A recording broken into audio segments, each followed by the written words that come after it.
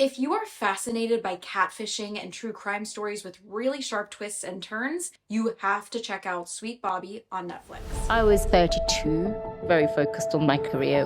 All my friends are getting married, and I just felt, when's it going to be my turn?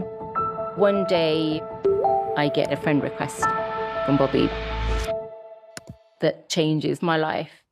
Sweet Bobby follows the story of Kirat, a woman from West London with a really vibrant life and career and a strong network of family and friends. Kirat begins speaking to a man named Bobby on Facebook, and that's where the deception begins. Sweet Bobby was originally a multi-part investigative podcast by Tortoise Media.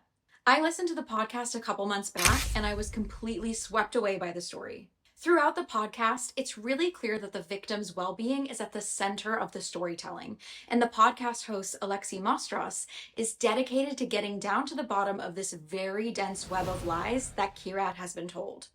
The documentary version is a 1 hour and 22-minute telling of Kirat's story, using interviews, real images, animations, screen recordings, and real voice recordings to take the audience through the story of her relationship with Bobby.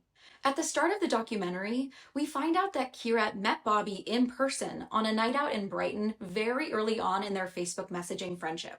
Bobby doesn't recognize her, but Kirat chalks this up to it being really loud at the club. They've only really met online, and it's kind of dark in there, and there's alcohol in the mix, so maybe things are a little bit hazy. The documentary then follows an elaborate tale of Bobby getting married, being shot multiple times, going into witness protection, and moving across the ocean to the United States.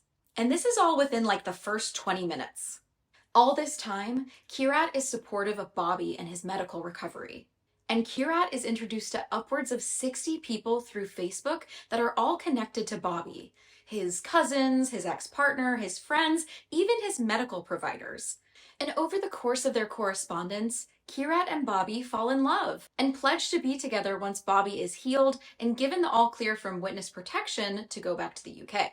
What follows is a deep exploration into the online relationship that Kirat and Bobby had, how they communicated, and the turmoil that Kirat faced.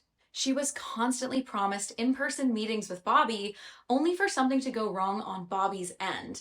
And then he would gaslight Kirat into believing that she shouldn't be pressuring Bobby to be meeting with her in the first place. The real Bobby is eventually revealed, and the twist is beyond jaw-dropping.